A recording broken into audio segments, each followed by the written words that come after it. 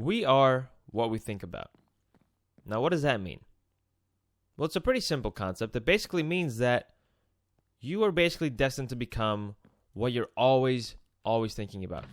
And I have nothing left because I died last time. Right. Okay. To get more specific, if you're constantly thinking about the fact that you're a failure and you'll never amount to anything, you're going to become a failure and you will not amount to anything.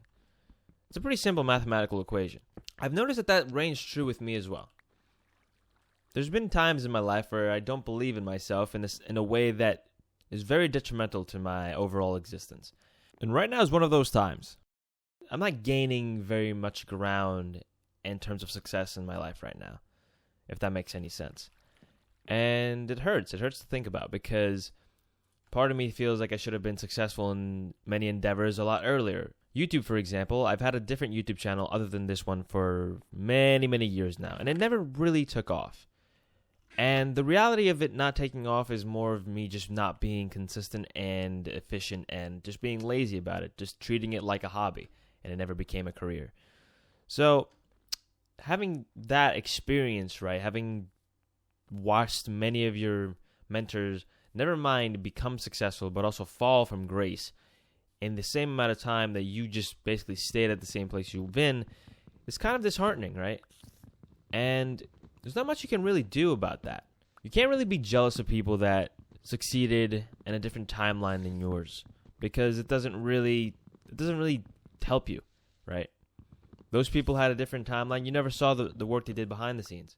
You always think that everyone has it easy, but unless you actually look at what has gone through their heads and through their lives, you'll never know. But this is especially true, right? If you tell yourself that you're not going to succeed, you're not going to succeed. It all starts in the mind. The biggest battle that humans have these days are with their own minds.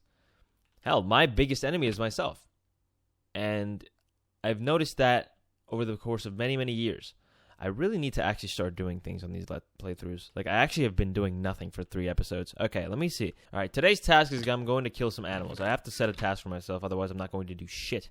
I don't even want to know the statistics of how long people just sit in their own heads and just think about how they're not succeeding in life. Or how they're just putting themselves down. I know that a lot of men especially, I mean, I'm certainly this way, we tend to put the fault on ourselves a lot. No matter what the case may be. You could be a single firefighter, right? Against the biggest fire of your life. And because you couldn't put it out by yourself, you might think that, oh, this is your fault. And then you go into the state of thinking that you're never going to do it. You're never going to be able to succeed and yada, yada, yada. The truth is, if you can fool yourself into succeeding. And what I mean by that is that if you believe in something hard enough, you'll actually start to believe it's true. It's the same case with liars. People that lie about things a lot also have this issue. If you tell a lie 10,000 times, you're honestly going to start believing your own lies. And I don't know, I'm sure that there's some study that's been done about that, but you can go figure that one out for yourselves. There's a lot of cows here. Okay, I'm going to slaughter all of them. But think about that.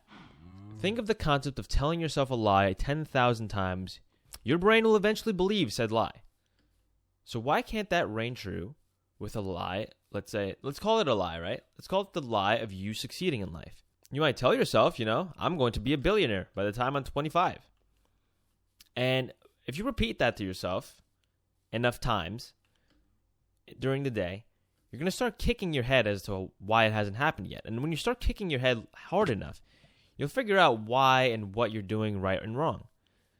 And when that light bulb of what you're doing right and wrong starts hitting, that's when your lie starts to become a non-lie. Think about it. Take any goal you have. Any goal. I'm talking about any literal. It could be the simplest thing to the most insane thing. I have a prime example of this, actually. So, in the United States, we have this thing called the SAT.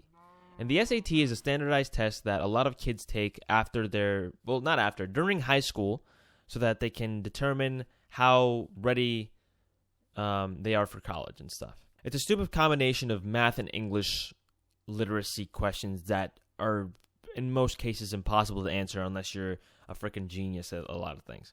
Now, for those of you who are unfamiliar, the SAT goes from a score from 0 to 1,600. And I took this exam 3 different times. And the first couple of times I got 1,200 and 1,250, I think. That was my big change.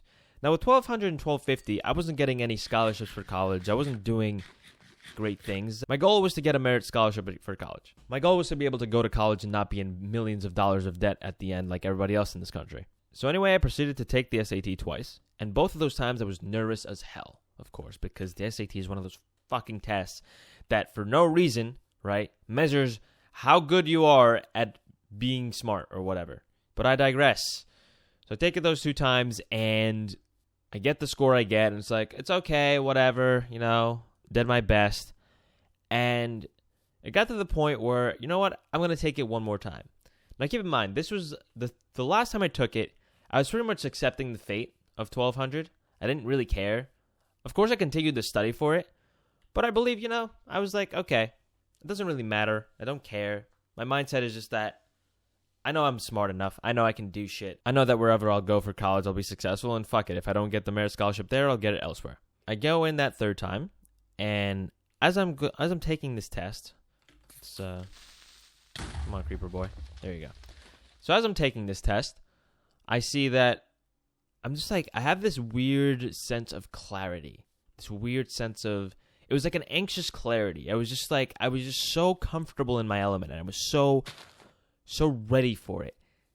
And I just took that test, and it felt like a breeze. It felt like the biggest breeze known to man. I'm like, you know what? If this feels like such a breeze, I'm going to kick ass right now.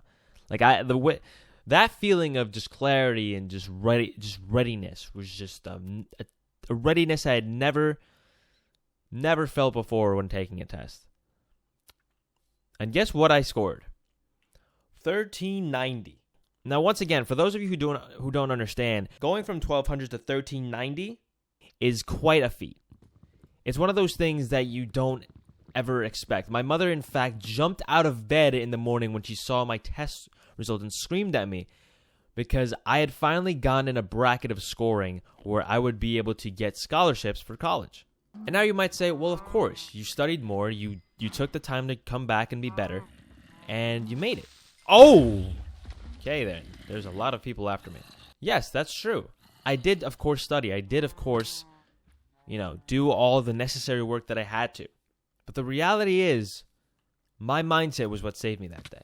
My mindset of, I can do this, I don't care, it's fine, it'll work out. That was the mindset that saved me that day because I was so confident in my abilities that I was looking around me. At everyone else taking that test, and I was like, look at how anxious they are about making or breaking the score. And I'm not, because I've already been here and I've done this. Right? That mindset. One of my friends used to say this term a lot. He would call it being the peak mental athlete. And that was peak mental athleticism right there. And I'm not telling you this to flex on my damn test-taking scores, but that's what it took. A mindset. A mindset that you can do it. A mindset of things will work out in the end. So do yourself a favor. Adapt that mindset when you've put in the work and the hours. Because trust me, if you do what you need to do and then allow yourself to believe in yourself, no matter what the case may be, you will succeed, my friends. You will succeed. Hopefully this one made sense. I was going on for a fucking while. And, yeah. Good night and good luck.